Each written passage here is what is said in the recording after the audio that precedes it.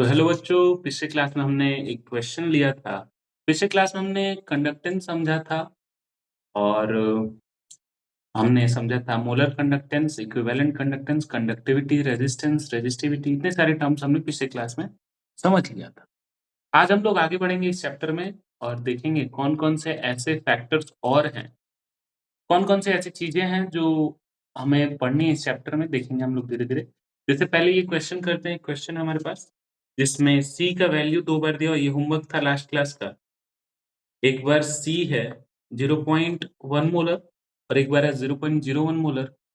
Are है 100, are है 500, kappa है 1 siemens centimetre, 1 siemens metre inverse, उसको हम 1 साइमन 1/100 सेंटीमीटर कर लेंगे।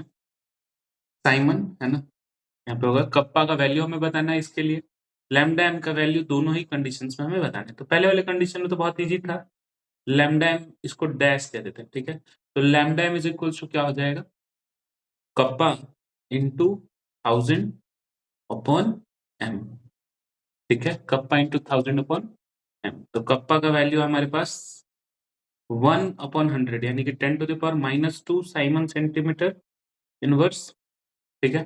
कप्पा का वैल्यू हो गया इंटू 1000 करेंगे अपॉन मोलैरिटी, और मोलैरिटी का वैल्यू 0.1 मोलर, ठीक है।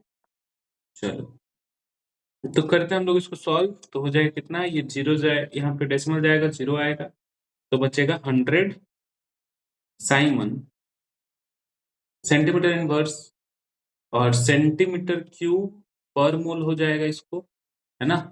तो काटोगे तो कितना बचेगा, सेंटीमीटर स्क्वायर मोल इनवर्स बचेगा। तो 100 Simon centimetre square mole inverse हो जाएगा यूनिट, है ना, लैम्डा एम का वैल्यू पहले वाले कंडीशन में, ठीक है। दूसरे वाले कंडीशन में हम एक बार देखते हैं। दूसरे वाले कंडीशन में कह रहे हैं क्या, सेम सेल, सेम सेल का मतलब सेल कांस्टेंट, सेल कांस्टेंट क्या हो जाएगा, सेल कांस्टेंट क्या होता है, एल अपॉन ए, इसको हम लोग कहते हैं सेल कांस्टेंट। तो क्या इसका वैल्यू, सेल कांस्टेंट का वैल्यू दोनों ही सेल में फिक्स होगा, है ना। दोनों ही कंडीशंस में सेल कांस्टेंट का वैल्यू फिक्स होगा। ये देखते हैं नेक्स्ट क्या कर सकते हैं हम इसमें। तो पहले वाले कंडीशन से ना हम एक बार क्या करते हैं, सेल कांस्टेंट का वैल्यू कैलकुलेट कर लेते हैं। यार कप्पा बराबर क्या होता था, kappa is equals to G, G star, और जी मतलब 1/r, 1/r। तो जी का वैल्यू तो दोनों के लिए सेम होगा। यहाँ पे हम ना जी स्टार का, सॉरी, जी स्टार का वैल्यू निकाल लेते हैं, 1/100 इंटू जी स्टार, और कप्पा का वैल्यू दिया हुआ है कितना, चलो इसको यूज करते हैं, इधर रख लेते हैं इधर साइड में और सॉल्व करते हैं इसको यूज करके। तो देखिए कप्पा का वैल्यू हो गया कितना, 1/100 इंटू जी स्टार, ठीक है। तो जी स्टार आ जाएगा कितना, कप्पा इंटू 100, कप्पा का वैल्यू 1 है, तो ये हो जाएगा 100 साइमन, ओहो एक सेकंड, हाँ, 100 इंटू कप्पा का वैल्यू तो हमने कितना माना है, उसको हमने सेंटीमीटर इनवर्स में कन्वर्ट कर लिया है, साइमन सेंटीमीटर इनवर्स में हमने कन्वर्ट कर लिया है, तो ये हो जाएगा 10⁻⁻²। तो G star is equals to 10⁻⁻² into 10⁻², तो जी स्टार कितना आ जाएगा, यहाँ से 1 आ जाएगा, ठीक है। अब जी स्टार हम लोग उधर पुट करेंगे, जी स्टार का वैल्यू हो गया 1 सेंटीमीटर स्क्वायर, 1 सेंटीमीटर स्क्वायर हो गया, ठीक है ना। चलिए तो 1/r यानी कि 1/500 इधर रखते हैं, और जी स्टार का वैल्यू तो 1 आ गया था, हो गया काम अपना, कप्पा का वैल्यू आ गया इधर। तो लैम्डा एम इज इक्वल्स क्या हो जाएगा, कप्पा इंटू 1000 अपॉन एम यानी कि 0.01, तो उसको हम कहते हैं 10⁻², कंसंट्रेशन 10⁻², मोलर दिया हुआ हमने पुट किया। कप्पा का वैल्यू 1/500 इंटू 1000 अपॉन 10⁻², ठीक है। सॉल्व करेंगे इसको, तो ये दो बार में कैंसिल आउट हो जाएगा, दो बार में, तो 2 अपॉन, यानी कि आंसर लैम्डा एम का आ जाएगा 200 Simon, 200 Simon centimetre square mole inverse, ठीक है। चलिए तो एक बार हम लोग क्या क्या हमें ऑब्जर्व हो वो देखते हैं।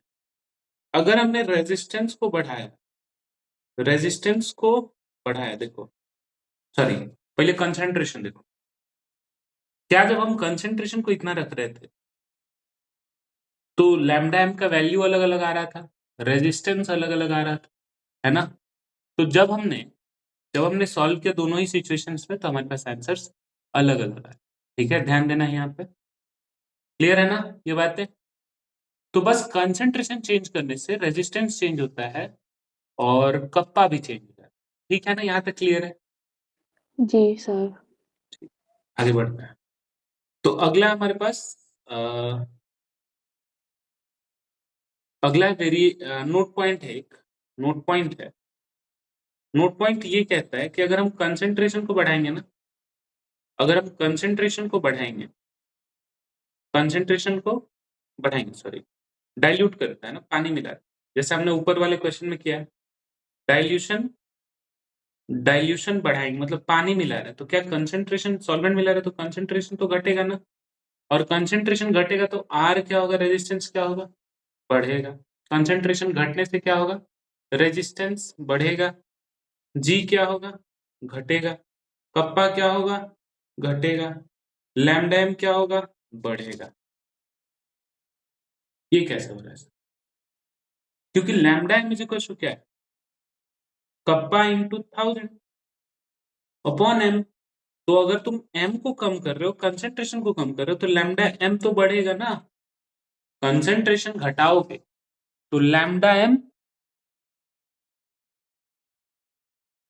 भी बढ़ेगा। ठीक है, इनवर्स रिलेशन है दोनों के बीच में। तो ये बातें ध्यान रखेंगे, अगर हम कंसेंट्रेशन घटाते हैं तो रेजिस्टेंस बढ़ता है। अब रेजिस्टेंस किन कारणों की वजह से बढ़ता है वो देखेंगे हम लोग। जी घटेगा, कप्पा घटेगा, लैम्डा एम बढ़ जाएगा। इस क्वेश्चन के हेल्प से हम समझ रहे हैं इस चीज को। फिर से देखिए, ये क्वेश्चन जो था हमारे पास पार्ट 2 वाला, सेकंड वाला, इसको देखते हैं। जैसे यहाँ पे कंसेंट्रेशन केसीएल का इतना था, यहाँ पे कंसेंट्रेशन हो गया 10 टू द पावर -2, पहले 10 टू द पावर -1, अभी 10 टू द पावर -2। रेजिस्टेंस है 100, इधर रेजिस्टेंस है 500। कप्पा का वैल्यू 1 साइमन मीटर इनवर्स, इधर है कप्पा का वैल्यू, नहीं पता है, पता करना है। ठीक है, तो बेसिकली रेजिस्टेंस क्या हो रहा है, कंसेंट्रेशन घटाने पे रेजिस्टेंस क्या हो रहा है, बोलिए। रेजिस्टेंस सर बढ़ रहा है। कप्पा अगर हमने सॉल्व किया तो देखा कि कप्पा भी क्या हो रहा है, कप्पा घट रहा है सर।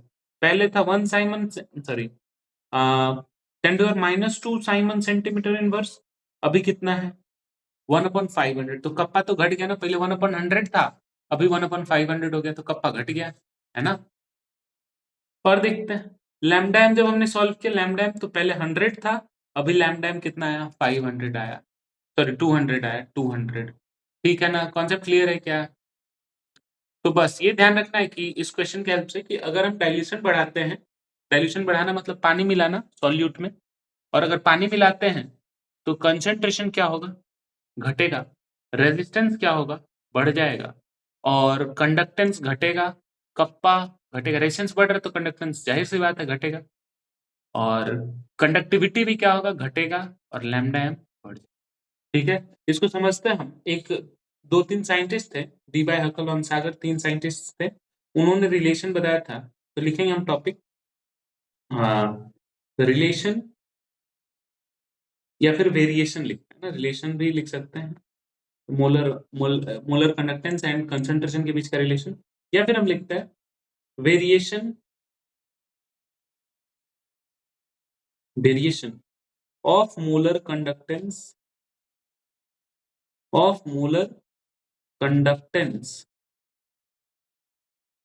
With concentration.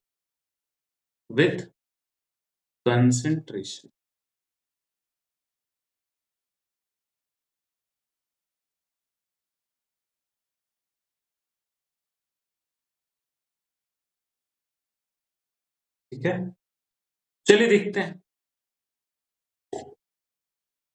अभी हमने क्वेश्चन के हेल्प से भी देखा और एक बार समझते हैं इसको। तो पहला है lambda M at concentration C, इसको हम लैम्डा एम से लिखते हैं, versus concentration lambda MC versus concentration, ठीक है।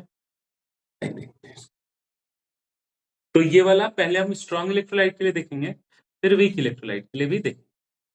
तो जैसे हमने फॉर्मूला लिखा lambda MC is equals to kappa into 1000 अपन जो भी कंसंट्रेशन होगा सी मोलैरिटी, और कप्पा का वैल्यू क्या होता है, kappa is equals to 1/r g star 1/r g star, है ना।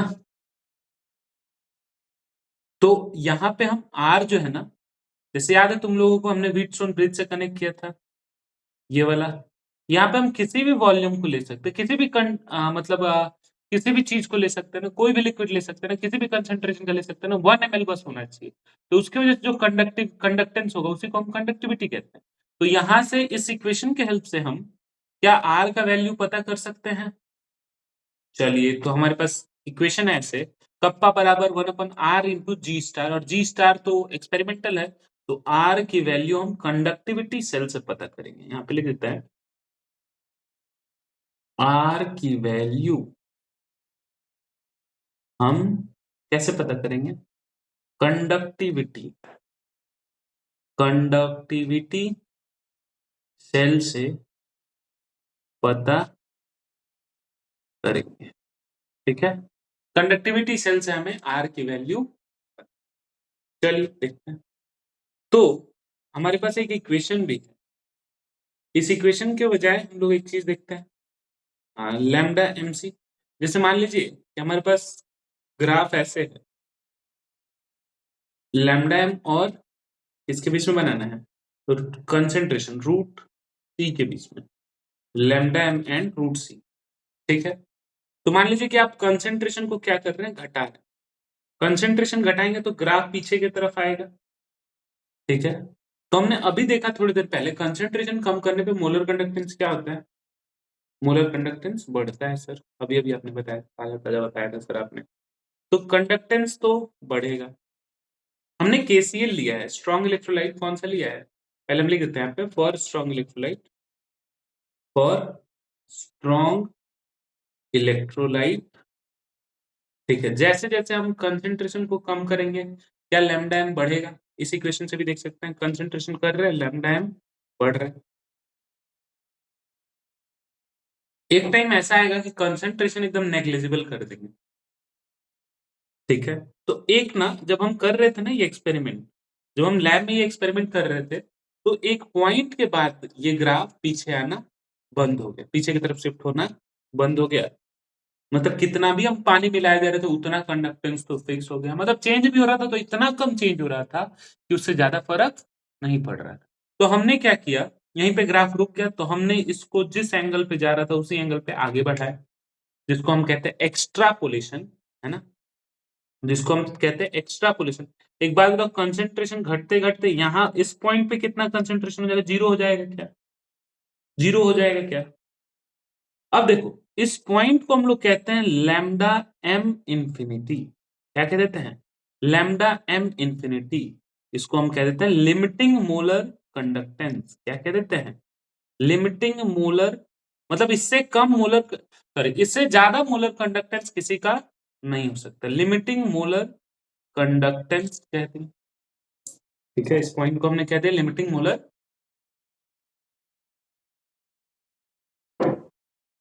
कंडक्टेंस।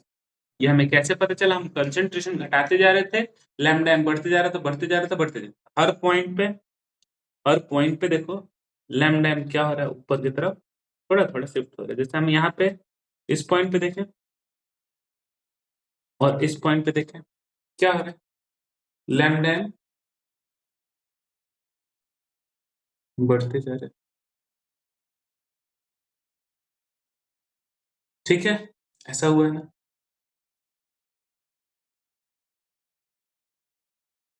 क्लियर है क्या, ये ग्राफ समझ में आ रहा है ना, कंसंट्रेशन हम घटाते जा रहे हैं, और कंसंट्रेशन घटा रहे हैं तो लैम्डा एम बढ़ते जा रहा है, और एक पॉइंट आया जब बढ़ना, जब कंडक्टेंस बढ़ना रुक गया और कंसंट्रेशन कम होना बंद हो गया, उस पॉइंट के बाद हमने ग्राफ को क्या किया, एक्स्ट्रापोलेट किया, तो हमें मिला लिमिटिंग मोलर कंडक्टेंस। हम लिख देते हैं यहाँ पे conductance at zero concentration, conductance या फिर कह देंगे molar conductance at zero concentration.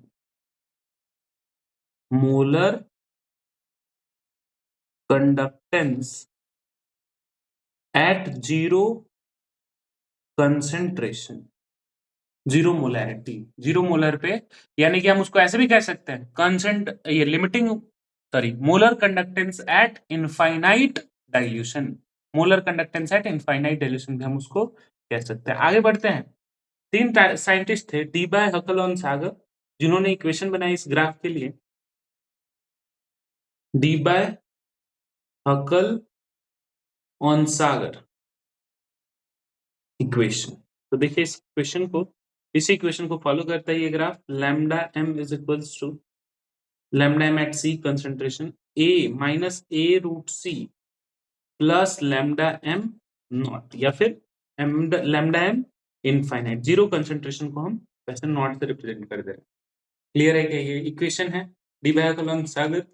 अब देखिए ए का जो वैल्यू है, ये हालांकि नीट के सिलेबस में नहीं है, जेई के सिलेबस में भी नहीं है, एडवांस वगैरह में पूछा जा सकता है। यहाँ पे अगर हम ग्राफ देखें y is equals to minus M X हो रहा है क्या, minus M X plus C, minus M X plus C. देखो इंटरसेप्ट कहाँ आ रहा है, ये रहा लैम्डा एम नॉट या फिर लैम्डा एम इनफाइनाइट। तो इस इक्वेशन को देखोगे तो ये किसको फॉलो कर रहा है, तो कौन सी इक्वेशन को, स्ट्रेट लाइन इक्वेशन को फॉलो कर रहा है। अब देखिए इसमें a का जो वैल्यू है इस इक्वेशन में, डी बाय हकल और सागर इक्वेशन में जो a का वैल्यू है, इस इक्वेशन को याद रखेंगे।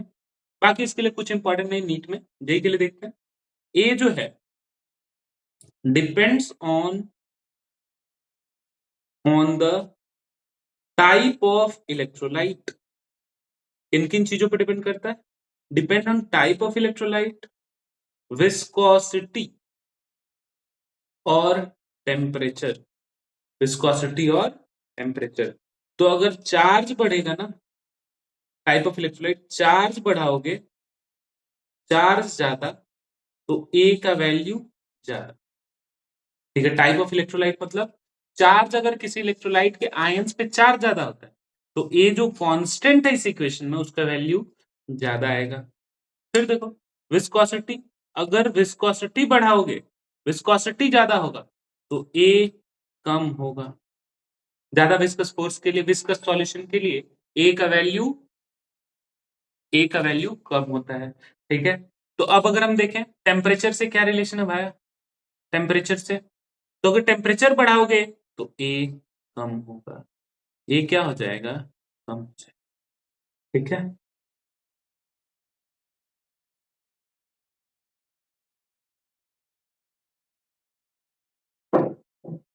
ए कम हो जाएगा। जैसे कुछ इक्वेशंस है, कुछ इलेक्ट्रोलाइट्स हम लिखते हैं, आप उसके लिए ए का वैल्यू कंपेयर करना है। ठीक है, चलिए देखिए, ए की वैल्यू चार्ज, विस्कोसिटी और टेम्परेचर पर डिपेंड करती है, 3 चीजों पर, चार्ज, विस्कोसिटी और टेम्परेचर पर डिपेंड करती है। अगर टेम्परेचर ज्यादा तो ए कम। चलिए देखते हैं, हालांकि न्यूमेरिकल्स इस पे नहीं आते हैं। जैसे अगर मान लीजिए आपके पास NaCl है, क्या है बाबा, NaCl है, K2SO4 है, K3PO4 है, ZnSO4 है, बताइए विस्कोसिटी क्या होगा। तो देखो हम करेंगे क्या, दोनों का चार्जेस लिखते जाते हैं, 1 1, पोटेशियम का 1 और सल्फेट का 2, 1 इसका 3 1 3 और ये हो गया 2 2। तो सबसे ज्यादा 2 2 वाला है ना, हम वो -2 नहीं लिख रहे हैं, उसको तुम समझ लो, हाँ -2 -3 समझ लो, -2 समझ लो। ठीक है, तो इस पे चार्ज कितना आ जाएगा, 0 आ जाएगा, इस पे आ जाएगा -2, इस पे आ जाएगा -1 और इस पे आ जाएगा 0। समझ रहे हो, थोड़ी देर के लिए इसको हटाते हैं। चार्ज देखो ज्यादा किस पे डेवलप हो रहा है, हम ये चेंज नहीं निकालेंगे, बस देखेंगे कि दोनों पे मैक्सिमम किस में है, ZnSO4 में, दोनों पे ज्यादा, तो ZnSO4 का ए वैल्यू ज्यादा हो जाएगा। और एग्जांपल हो सकते हैं ऐसे ऐसे वाले, जैसे CuSO4 है, Na3PO4 है, ऐसे वाले कंपाउंड्स और लिख देते हैं, Na2SO4 है और NKCl। तो इनके लिए ए का जो वैल्यू होगा, इधर से इधर जाने पे ए का वैल्यू विल इंक्रीज, तो ए सबसे ज्यादा, इससे ज्यादा इसका, आगे जाने पे ए का वैल्यू जो है सारे सॉल्ट्स के लिए बढ़ते जा रहा है, सारे इलेक्ट्रोलाइट्स के लिए ए का वैल्यू बढ़ते जा रहा है। ठीक है, चलिए तो अब हमें ग्राफ बनाना है, इन्हीं आयंस के लिए ग्राफ बना देना है। जैसे मान लो कि अगर हम बात करें लैम्डा एम और सी के बीच का ग्राफ बनाना है आपको, लैम्डा एम सी और रूट सी के बीच का ग्राफ बनाना अलग अलग सॉल्ट्स के लिए, और रूट सी का ग्राफ बनाना आपको अलग अलग सॉल्ट्स के लिए। देखते हैं ए क्या डिसाइड कर रहा था। ए जो है इस इक्वेशन में, ए देखो क्या डिसाइड कर रहा है, स्लोप डिसाइड कर रहा है। तो एंगल चेंज होगा, एंगल चेंज होगा, ए की वजह से क्या चेंज होगा, ग्राफ का जो एंगल है, ये जो ग्राफ बन रहा है ना, इसका एंगल चेंज होगा। ठीक है ना, हो सकता है कि आगे जाने वाला ऐसा हो जाए, ऐसा हो जाए, ऐसा हो जाए, ऐसे हो जाए, या फिर ऐसे ही हो जाए। ठीक है, तो देखते हैं अलग अलग सॉल्ट्स के लिए कैसा ग्राफ बनेगा। जैसे मान लीजिए आपके पास है LiCl, LiCl, ठीक है, LiCl सेम टाइप का है, मतलब +1 वाला है। NaCl, KCl ऐसे है, RbCl, CSCl, HCl, ये है। अब आपको ग्राफ बनाना है, तो पता है क्या हो जाएगा, ग्राफ ऐसा आएगा, स्ट्रेट लाइन पैरेलली आएगा, क्योंकि चार्जेस दोनों के, सबके चार्जेस 1 1 वाले हैं, Cl पे 1, और इन सारे अल्कली मेटल्स पे भी 1, बस एक HCl का अलग आता है, थोड़ा सा ज्यादा आता है गैप। बाकी सबका अगर हम देखें लैम्डा MC, मतलब मोलर कंडक्टेंस और कंसंट्रेशन के बीच का रिलेशन, तो ऐसा आता है ग्राफ, ध्यान रखेंगे इस बात को। तो नेक्स्ट देखते हैं एक और, जैसे मान लो कि आपके पास है ऐसा ही ग्राफ, एक और है, एक और ग्राफ बना लेते हैं हम लोग।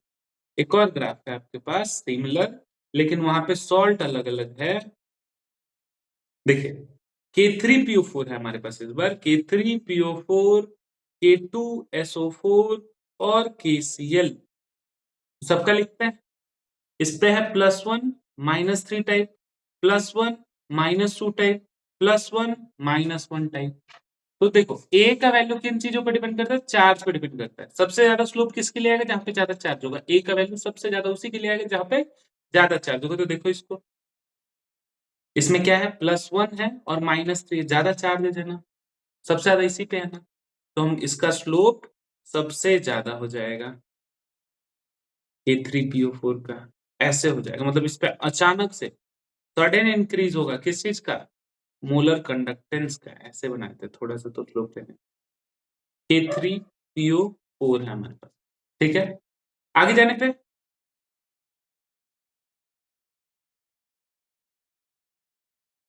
K2SO4 है, अच्छा, एक और है KCl है, ठीक है, KCl है, दिख रहा है, ठीक है, ऐसा KCl है ना। तो चार्जेस क्या होते जा रहे हैं, चार्जेस घटते जा रहे हैं, तो ए का वैल्यू भी घटते जाएगा। हमने देखा ना, चार्ज ज्यादा, यहाँ पे हमने लिखा ए का रिलेशन अलग अलग चीजों से, चार्ज ज्यादा तो ए ज्यादा, दूसरा चीज विस्कोस फोर्स ज्यादा तो ए कम, और टेम्परेचर ज्यादा तो ए कम। टेम्परेचर पे भी डिपेंड करता है, टेम्परेचर के इनवर्स, विस्कोसिटी के इनवर्स, बस चार्ज के डायरेक्टली प्रोपोर्शनल है ए का वैल्यू। ठीक है, ध्यान रखेंगे इन बातों को। चलिए आगे बढ़ते हैं, एक पॉइंट लिखते हैं, for strong electrolytes, star point लिखेंगे, for strong electrolyte, strong electrolytes के लिए क्या होता है, molar conductance increases due to, क्यों इंक्रीज करता है, तो लिखेंगे increases due to decrease in, due to decrease in, due to decrease in ion ion interaction, ion ion interaction,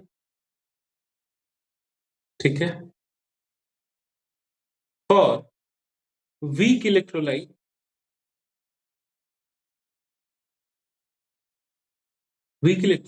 according to Oswald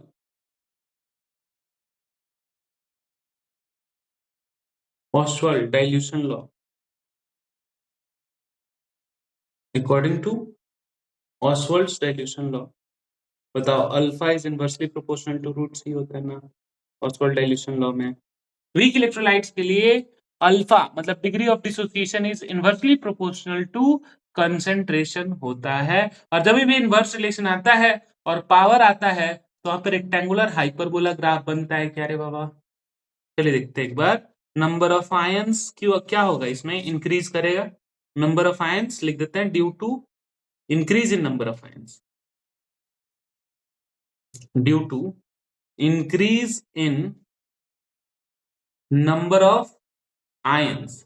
अगर नंबर ऑफ आयंस ज्यादा होंगे तो बताओ नंबर ऑफ आयंस ज्यादा होने की वजह से क्या हो जाएंगे, मोलर कंडक्टेंस ज्यादा।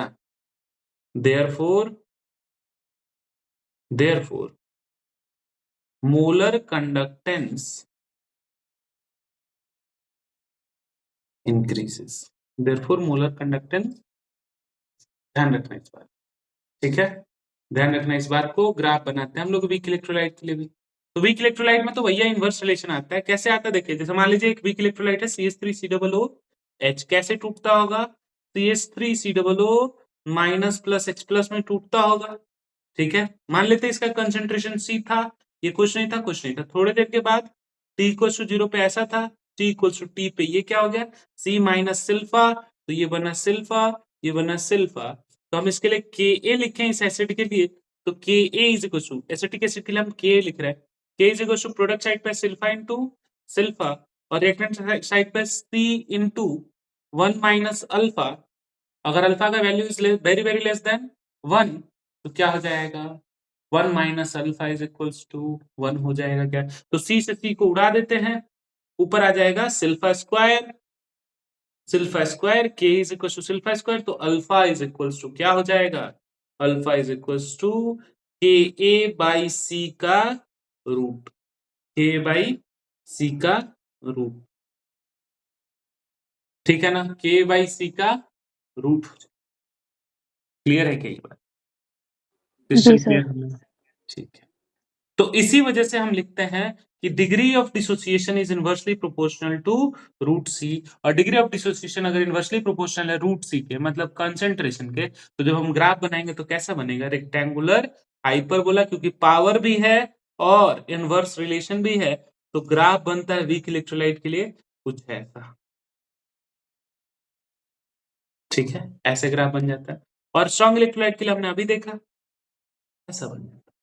और ये जैसे जैसे हम कंसंट्रेशन कम करते हैं ना तो ये पैरेलल होते जाता है। अब बताओ स्ट्रॉन्ग वाले के लिए तो हम एक्स्ट्रापोलेट करके कि जिस एंगल पे ग्राफ जा रहा है उसी एंगल पे पीछे की तरफ अगर शिफ्ट करें तो वहां पे तो हम पता कर सकते थे केसीएल का, लेकिन क्या वीक इलेक्ट्रोलाइट का भी हम ऐसे पता कर सकते थे क्या, चलो एक्स्ट्रापोलेट करते करते जा करते जा करते जा करते जा करते जा, पैरेलल हो गया सर। वो तो कभी नहीं मिल रहा वाई एक्सिस से, लैम्डा एम वाले एक्सिस से कभी नहीं मिल रहा है। तो आप कैसे बताओगे जीरो कंसेंट्रेशन पे लैम्डा एम यानी कि लिमिटिंग मोलर कंडक्टेंस उसका कितना हो सकता है उस इलेक्ट्रोलाइट का, वो कैसे बताओगे जब आप उसको जीरो कंसेंट्रेशन पे ले ही नहीं जा पा रहे हो, मोलर कंडक्टेंस उसका बढ़ते ही जा रहा है बढ़ते ही जा रहा है। लेकिन एक पॉइंट के बाद वो भी बढ़ना भी रुक जाएगा और कंसेंट्रेशन भी घटना रुक जाएगा, ठीक है। तो यहाँ पे हम लिख देते हैं CH3COOH एक वीक इलेक्ट्रोलाइट है, उसी के बारे में हम बात कर रहे हैं यहाँ पे। क्लियर है कि ये बात,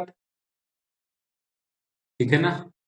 तो देखो ऐसा हो जाएगा, इधर रूट सी था इस एक्सिस पे, आगे बढ़ते हैं।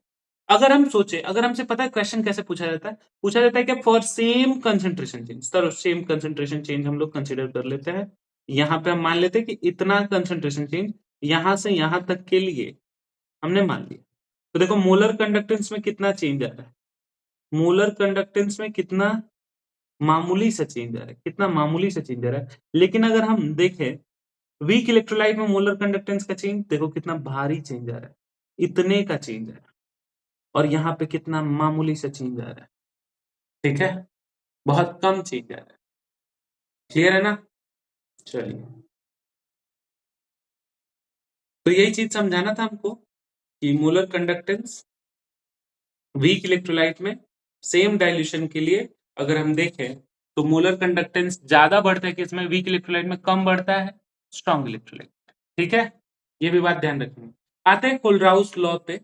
नेक्स्ट है हमारे पास कोलराउस लॉ। देखो, अब हम जो डिबायो-कोलोन सागर इक्वेशन था उससे स्ट्रॉन्ग इलेक्ट्रोलाइट का तो लिमिटिंग मोलर कंडक्टेंस एक्सट्रापोलेट करके पता कर पा रहे थे, ग्राफ को आगे ले जाके पता कर पा रहे थे, लेकिन वीक इलेक्ट्रोलाइट का अभी भी हमारे लिए संशय था, कंफ्यूजन था कि हम वीक इलेक्ट्रोलाइट का कैसे पता करें। तो हमारे पास है Kohlrausch law of independent migration of ion, independent migration of ions. ठीक है, इंडिपेंडेंट माइग्रेशन ऑफ आयंस। चलिए देखते हैं, चलिए देखते हैं।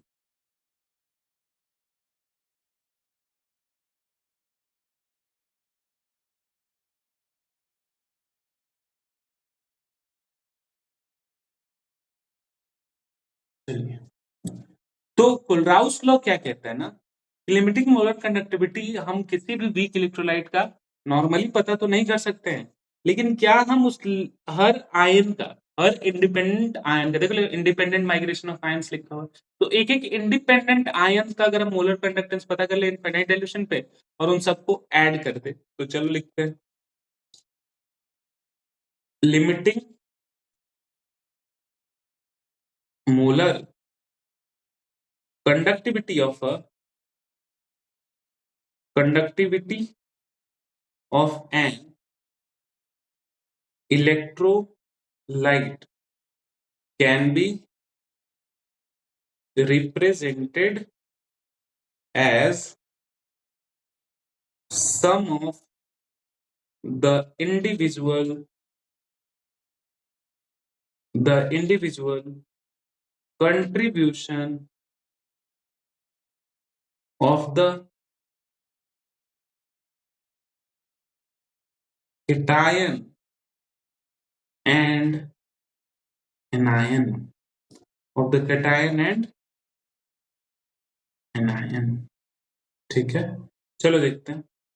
तो लिख रहा है कि limiting molar conductivity of an electrolyte can be represented as sum of the individual contribution, मतलब एक एक आयन को आपको क्या कर लेना है, इसमें एक एक आयन के मोलर कंडक्टेंस का जो कंट्रीब्यूशन है उसको ऐड कर लेना है। एनायन के टाइम सबका ऐड कर लेंगे तो क्या हम किसी भी इलेक्ट्रोलाइट का molar conductance eight infinite dilution बता सकते हैं क्या? देखो बेटा, बता सकते हैं। ठीक है, तो चलो देखते हैं इसको। जैसे मान लेते हैं हमारे पास एक एग्जांपल कंसीडर करते हैं हम। एक एग्जांपल है lambda M at infinite dilution of KCl. हमें नहीं पता, हमें पता करना है केसीएल का, तो हम क्या करते हैं ना, lambda M naught of K plus plus lambda M naught of CL minus. इसका जो इक्वेशन है ना, कोलराउस लॉ का जो इक्वेशन है, ये सबके लिए एप्लीकेबल है, वीक हो चाहे स्ट्रांग हो, हर चीजों के लिए ये एप्लीकेबल है। जैसे हम कुछ और एग्जांपल लिखते हैं, आपको बताना है, आपको बताते जाना है। Lambda M naught of K2SO4। चलिए जल्दी जल्दी ट्राई कीजिए। तो इसको ऐसे ही करना आपको, इक्वली जितने आयंस बनेंगे ना उतने आयंस के लिए क्या करना है आपको, मल्टीप्लाई करके, नंबर ऑफ आयंस से मल्टीप्लाई करके ऐड करते जाना है। तो lambda M naught of Al2SO4 whole thrice, Al2SO4 whole thrice, ये भी बताना है आपको। Lambda M naught of Ag3PO4, इसके लिए भी बताना। चलिए ट्राई करें, ट्राई कर रहे हो क्या? हम करें, देखो 2K प्लस आएगा इससे, तो 2 lambda M naught of K plus, 2 से मल्टीप्लाई कर देंगे, देखो ना यहाँ पे 2K प्लस आएगा, और एक SO4 आ रहा है इसलिए हम लिखेंगे यहाँ पे lambda M naught of SO4 -2। कोई दिक्कत इसमें, कोई परेशानी नहीं ना? चलिए आगे बढ़ते हैं। फिर देखते हैं हम 2Al+3 का lambda M naught of Al+3 plus lambda M naught of SO4 minus 2। क्या हमें 3 से भी मल्टीप्लाई करना पड़ेगा इसको, क्योंकि 3 SO4 माइनस 2 आयंस हो जाएंगे, तो इसको हम 3 से भी मल्टीप्लाई कर देते। ठीक है, नेक्स्ट देखो Ag3PO4 है, तो 3 into lambda M naught of Ag plus plus lambda M naught of PO4 minus 3। कोई दिक्कत इसमें, कोई दिक्कत नो बताइए। सर। ठीक है, तो ऐसे सॉल्ट्स के अगर मान लो क्वेश्चन में इंडिविजुअल आयंस के हमें मोलर कंडक्टेंस गिवन होंगे, तो क्या हम उसके सॉल्ट का इंडिविजुअल आयंस को ऐड कर करके क्या हम सॉल्ट्स का बता सकते हैं? बता सकते हैं ना? चलो आगे बढ़ते हैं। हम्म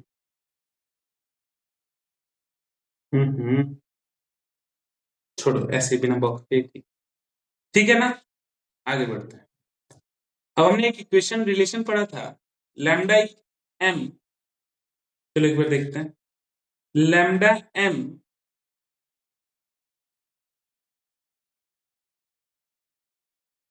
lambda M upon N factor is equals to lambda equivalent. ये हमने एक रिलेशन पढ़ा था, याद है क्या? Upon N factor is equals to,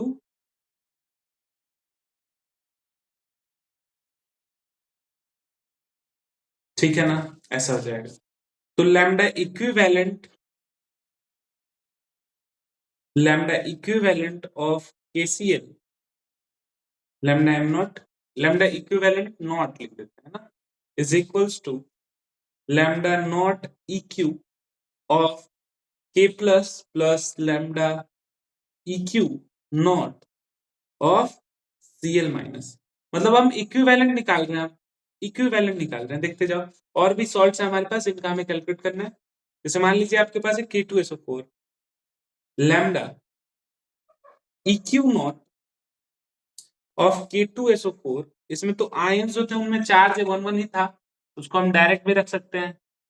फिर देखिए, तो हम क्या करेंगे, lambda M naught of N factor 2 K plus है ना, तो 2 हो जाएगा, इंटू 2 करोगे तो ये कितना हो जाएगा, खत्म हो जाएगा, K प्लस का है। ठीक है, इज इक्वल्स मतलब plus lambda M naught upon 2, SO4 minus 2 पे कितना चार्ज है, 2 चार्ज है, और एक ही SO4 है ना, इसलिए हम 1 से ही मल्टीप्लाई करेंगे। और इधर हो गया लैम्डा एम नॉट, ये किसका दिया हुआ है हमें, SO4। समझ में आ रहा है क्या? समझ में आ रहा है ना? यस चलिए, सर। तो एक Al2SO4 के लिए देखते हैं, फिर आगे बढ़ जाएंगे। तो जैसे हमारे पास है लैम्डा इक्विवेलेंट ऑफ Al2SO4 पूछ रहा है हमसे, Al2SO4 होल थ्राइस। तो हम क्या करेंगे पता है इसमें, इंडिविजुअल आयंस का, जैसे हमारे पास है Al प्लस, है ना, Al प्लस है, तो देखिए पहले तो टोटल का एन फैक्टर कितना होता है Al2SO4 का, Al2SO4 कैसे टूटता है देखो, Al2SO4 होल थ्राइस। देखो सॉल्ट के लिए ना हम एन फैक्टर पता है कैसे पता करते हैं, मैक्सिमम चार्ज से। जैसे एक Al पे +3, एक SO4 पे -2, तो 3 SO4 पे -6।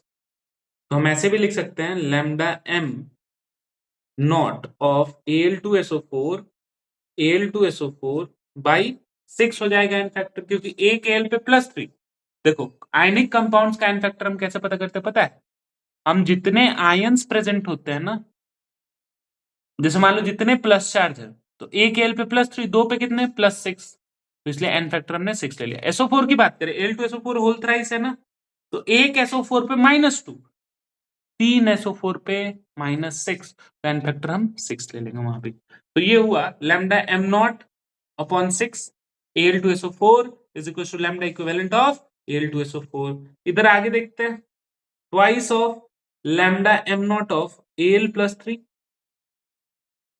बाई क्या कर देंगे, 3 होता है एन फैक्टर, 3 कर देंगे, lambda M naught of SO4 minus 2, SO4 minus 2 कितने से मल्टीप्लाई करते हैं हम, स्टोइचोमेट्रिक कोएफिशिएंट SO4 का 3 है, तो 3 रखेंगे इधर, 2 रखेंगे नीचे, खत्म।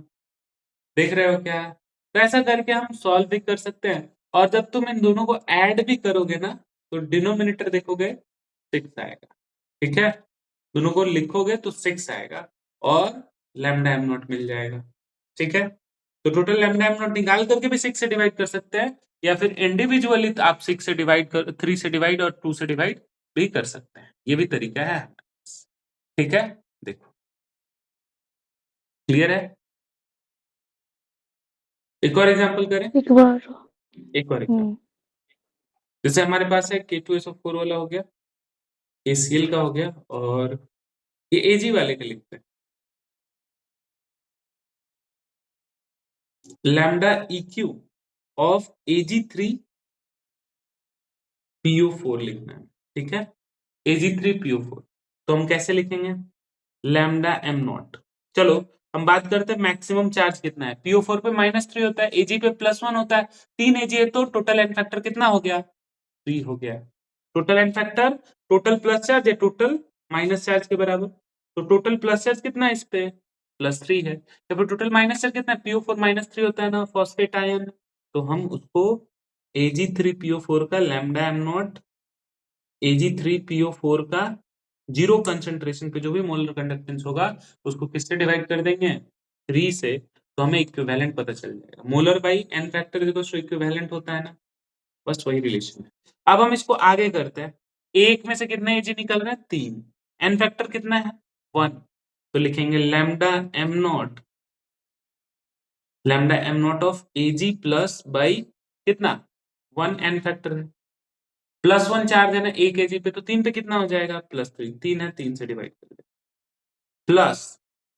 अब देखो PO4 -3 होता है, तो lambda M naught of PO4 -3 बटे कितना? By N factor. PO4 -3 का कितना होता है? PO4 का एन फैक्टर जितना चार्ज होता है सर, 3 हो जाएगा। क्लियर है क्या ये? ऐसा करके हम इक्विवेलेंट पता कर सकते। और करें? चलो इसी को एक बार और देखें। जैसे ना, अगर हम KCl को तोड़े, KCl को तोड़ते हैं पानी में डाल करके, KCl टूटेगा तो कैसे बनेगा? K प्लस और Cl माइनस। तो देखो इसमें कितना चार्ज है? +1 है, एन फैक्टर 1। -1 है तो एन फैक्टर 1। इसीलिए हम डायरेक्ट भी लिख सकते हैं यहाँ पे लैम्डा एम नॉट, और इक्विवेलेंट और मोलर कंडक्टेंस दोनों इक्वल होगा KCl के लिए। Lambda M naught of KCl के बराबर हो जाएगा ये। जब एन फैक्टर बराबर आएगा तो एन फैक्टर से डिवाइड करने का मतलब क्या? 1 आया एन फैक्टर अगर, तो 1 से डिवाइड करने का कोई मतलब बनता है क्या? नहीं ना। तो बस वही रिलेशन है। ठीक है, वैसे ही K2SO4 वाला एक बार और देख लेते हैं। K2SO4 को अगर हम पानी में डालें, K2SO4 को अगर हम पानी में डालते हैं, ठीक है, तो कैसे टूटेगा K2SO4? तो K2SO4 टूट जाता है 2K प्लस प्लस SO4 -2 में टूट जाता है। ठीक है ना, 2K प्लस और SO4 -2 में टूट जाता है। तो उसी बेसिस पे अगर हम इसके रिस्पेक्ट में देखें, एन फैक्टर कितना है K का? K की वजह से एन फैक्टर कितना पता है? देखो 2K है और दोनों +2 में है, तो एन फैक्टर 2 हो गया। SO4 की वजह से भी 2 हो गया।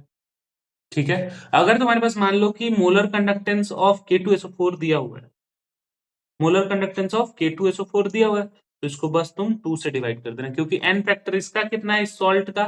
तो सॉल्ट के लिए एन फैक्टर उस पे प्रेजेंट मैक्सिमम पॉजिटिव चार्ज या मैक्सिमम नेगेटिव चार्ज हो जाता है। क्लियर है क्या ये बात? क्लियर है? Yes sir. ठीक है, आगे बढ़ते हैं। अगला है applications of Kohlrausch law. Next topic है हमारा एप्लीकेशंस ऑफ कोलराउस लॉ।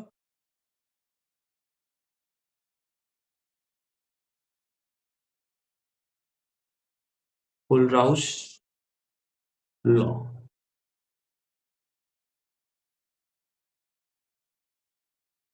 देखो पहला एप्लीकेशन है calculation of lambda M naught of weak electrolyte, lambda M naught of weak electrolyte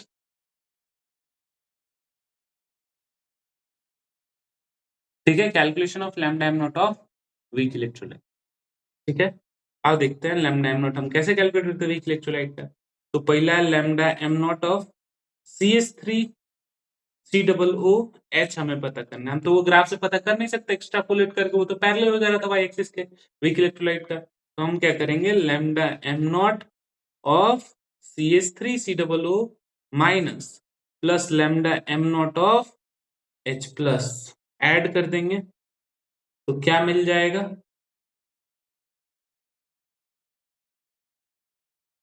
देखो क्या मिल जाएगा।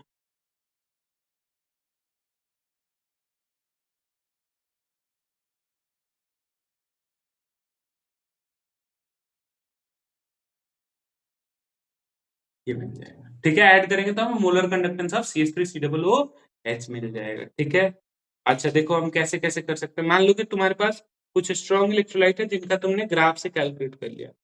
Lambda M naught of CH3 COO Na, ये एक सॉल्ट है ना, तो सॉल्ट तो स्ट्रॉन्ग इलेक्ट्रोलाइट्स होते हैं ना, तो इसका तुमने ग्राफ से पता कर लिया। और लैम्डा एम नॉट वो इक्वेशन से, मतलब हमने जो कंडक्टिविटी सेल बनाया था उससे ऐड करके पता कर लिया, तो HCl हो गया। और lambda M naught of NaCl मान लो कि आपको गिवन है, आपने एक्सपेरिमेंटली पता कर लिया। और आपको पता क्या कर लेना है, lambda M naught of CH3 COO H, तो पता है कैसे करोगे, ऐड करोगे lambda M naught of CH3 COO Na plus lambda M naught of HCl plus lambda M naught of minus कर देंगे इसमें से NaCl, माइनस कर देंगे lambda M naught of NaCl। ठीक है, ऐसे हो जाएगा।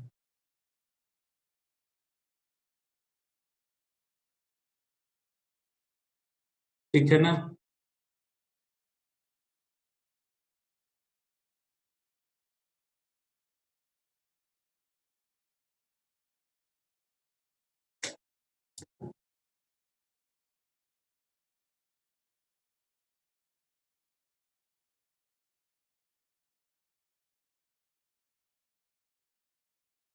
ठीक है, ऐसा हो जाएगा। क्लियर है ये बात, क्लियर है ना ये बात।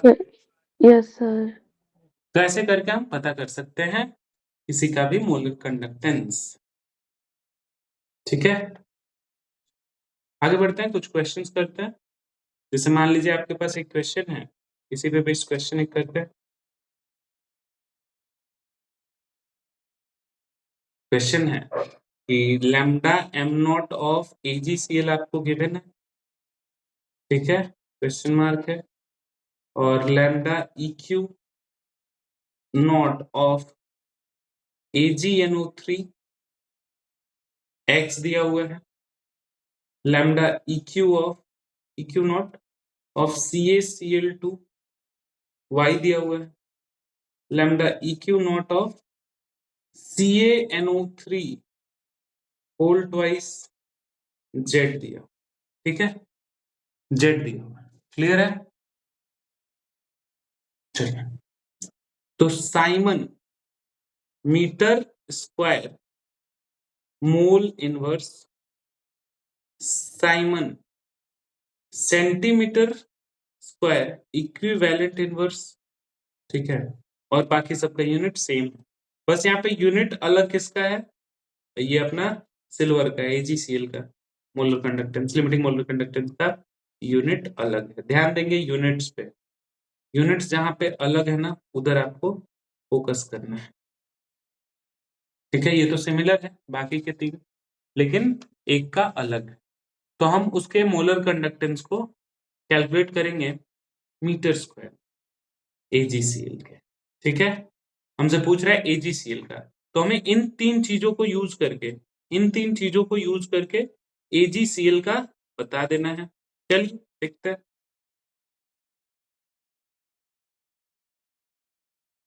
Lambda EQ naught of AgCl, lambda EQ naught of AgCl is equals to, बताइए क्या करेंगे, AgNO3 और CaCl2 ऐड कर ले और माइनस कर देते CaNO3 minus NO3 whole twice को। तो चलिए x plus y minus z कर दें, x plus y minus z कर देते हैं, ठीक है। x plus y minus z कर दिए तो आ जाएगा आपका कितना, AgCl, ठीक है, 2AgCl हो जाएगा। ध्यान दें, अब हमारे पास यूनिट है इसका क्या, Simon centimetre square equivalent inverse, siemens centimetre square equivalent inverse, ठीक है, Simon centimetre square equivalent inverse. अब हमें इसको मीटर में चेंज कर देना है।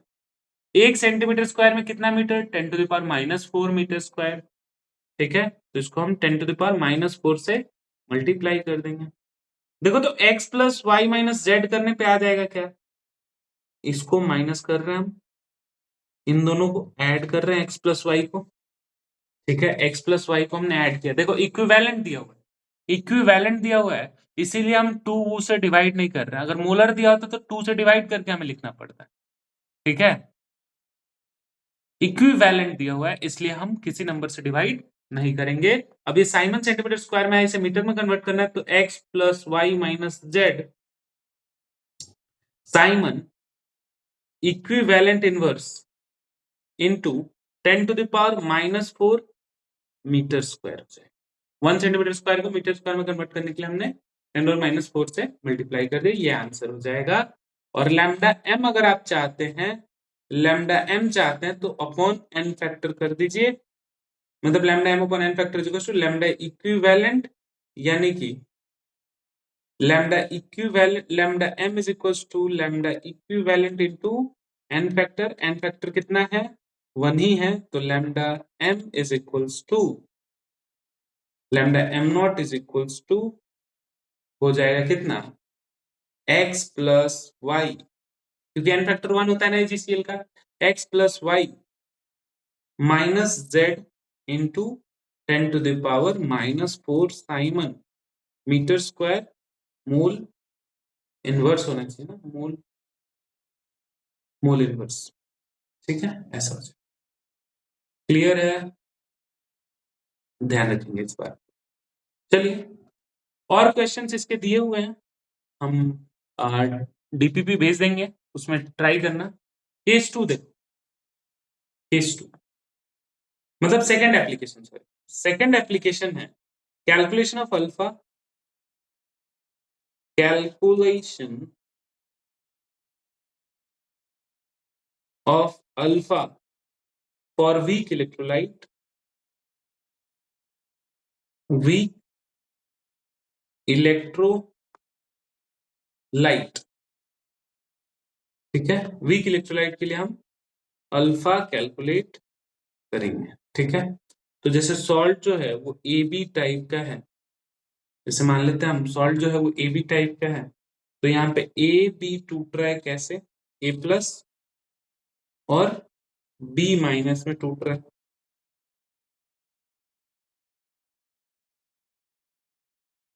ठीक है। तो C इंटू 1 माइनस अल्फा, ठीक है, C dash into 1 minus alpha dash, मान लेते हैं अब हमें अल्फा कैलकुलेट करना है, तो हम थोड़ी देर के लिए इसको हटाते हैं। अल्फा का वैल्यू कितना आ जाएगा, मोलर कंडक्टेंस से क्या रिलेशन होगा उसका, बताइए।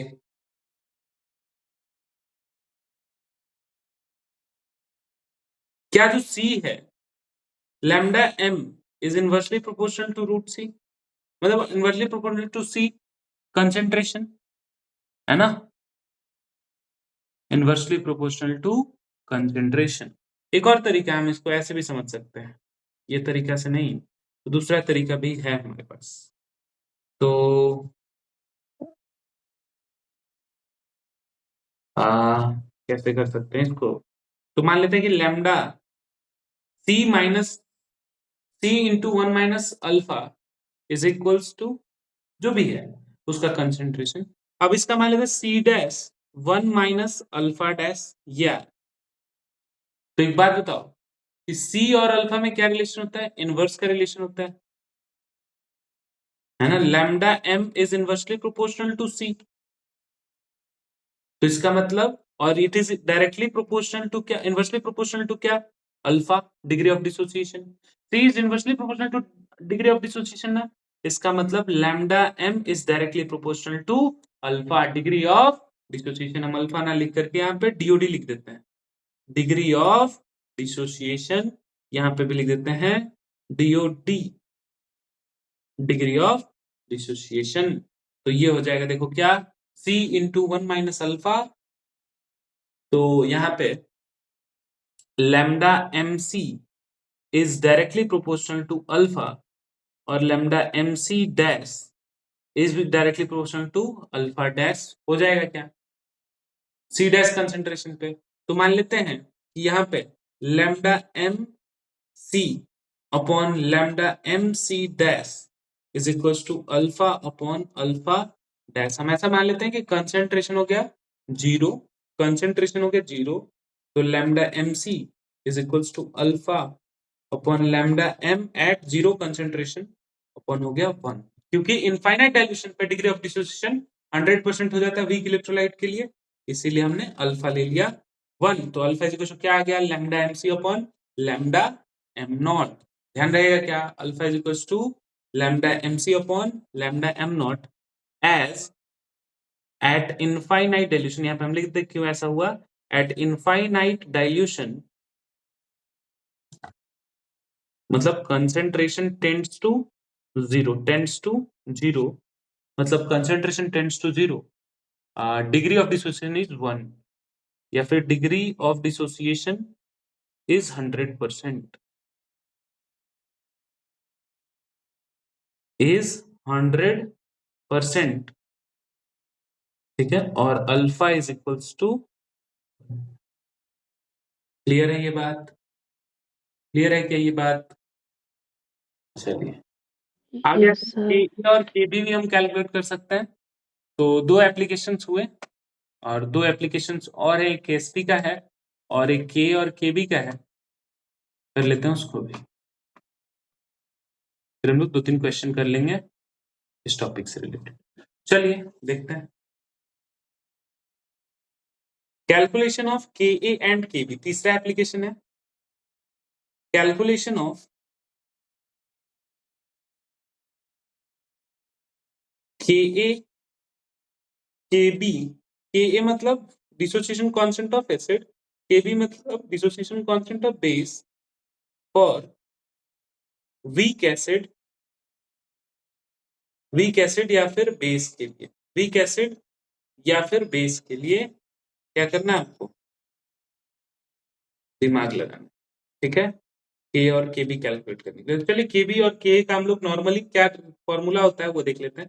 जैसे ए बी है, ये कैसे टूटता है, ए प्लस और बी माइनस में मान लेते हैं ऐसे टूट रहा है, तो सी माइनस सिल्फा, ये हो गया सिल्फा, ये हो गया सिल्फा, तो K is equals to C alpha square upon 1 minus alpha होता है। मतलब सी कॉमन लेकर के करते हैं, हमने पहले भी किया ये, है ना। अगर एसिड होता तो के लिख देते हैं, अगर बेस होता तो के भी लिख देते हैं। तो एक बार तो अल्फा का अभी अपने फॉर्मूला निकाला, अल्फा इज क्या, lambda M C upon lambda am not, है ना।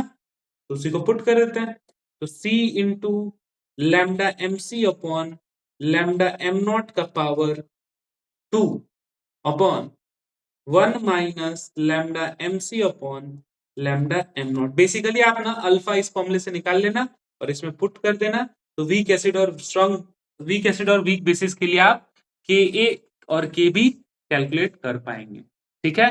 बेसिकली आप उसी फॉर्मूले से, ऊपर वाले फॉर्मूले से अल्फा कैलकुलेट करना और इसमें पुट कर देना, बस काम खत्म। एक क्वेश्चन करते हैं, एक क्वेश्चन करते हैं। एट 10 डिग्री सेल्सियस, क्वेश्चन है एट 10 डिग्री सेल्सियस आपको लैम्डा एम नॉट दिया हुआ है, अलग अलग values of HCl is equal to 425 siemens, 425 siemens centimetre square mole inverse, lambda M naught of NaCl is equal to 125 siemens centimetre square mole inverse, lambda M naught of CH3COO Na is equals to 100 Simon centimeter square mole inverse lambda m naught of CH3COOH is equals to question mark ऐसे हो जाएगा।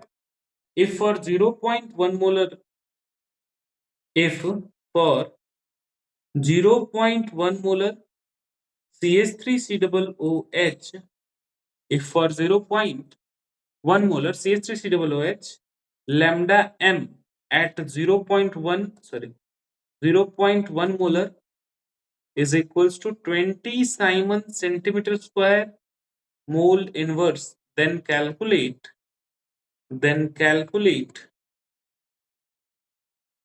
alpha at 10 degree Celsius question mark. ठीक है, आपको क्या क्या calculate करना है देखिए, Ka बताना है 10 डिग्री सेल्सियस पे। ठीक है, तो चलिए शुरू हो जाइए। सबसे पहले हम क्या करेंगे, लैम्डा m इनफाइनाइट पता करेंगे CH3COOH का। तो चलिए ये क्वेश्चन हो गया, सॉल्व करते हैं इसको ना हम दो पार्ट कर देते हैं ताकि हमारे पास सॉल्व करने का जगह बचे।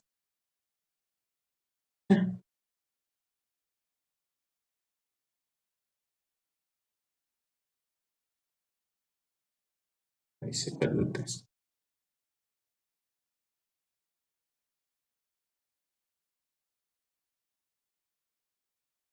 सॉल्व करने का हमें जगह मिल गया, थोड़ा सा, पूरा तो नहीं लेकिन थोड़ा सा मिल गया। चलिए ट्राई करते हैं इसको। तो lambda m naught of CH3COOH कितना हो जाएगा, सॉल्व करते हैं इसको। Lambda m naught of CH3COOH is equal to हो जाएगा, इसमें इन दोनों इसको और इसको ऐड करेंगे और NaCl को माइनस करेंगे, पता चल जाएगा।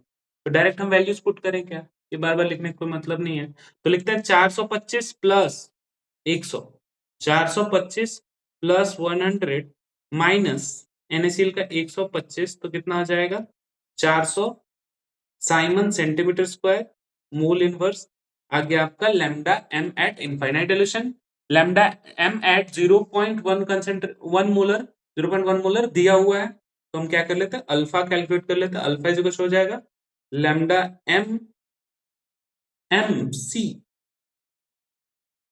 mc upon lambda m not. तो ऊपर हो जाएगा 20 और नीचे आ जाएगा 400, 0 से 0 गया, 1/20 यानी कि 5 पर 0.05 विच इज इक्वल्स टू 5%। तो अल्फा आया 0.05 which is equals to 5% alpha. अब के का वैल्यू कैलकुलेट कर लेना, तो के का वैल्यू हम डायरेक्ट अल्फा पुट कर देंगे वहां पे 0.05। तो के इज इक्वल्स टू कितना हो जाएगा, अल्फा स्क्वायर होता है ना, तो C alpha square upon 1 minus alpha. ठीक है, 1 माइनस अल्फा को हम 1 मान लेंगे क्योंकि 0.05 है, तो हम लिख देते हैं since alpha is less than और इक्वल टू 5%, देन उस कंडीशन में हम 1 माइनस अल्फा को मान लेते हैं 1 के बराबर। ठीक है, ये हमने एनिक्विलिब्रियम में हजारों बार पढ़ा है। ठीक है, एक बार और देख लेंगे।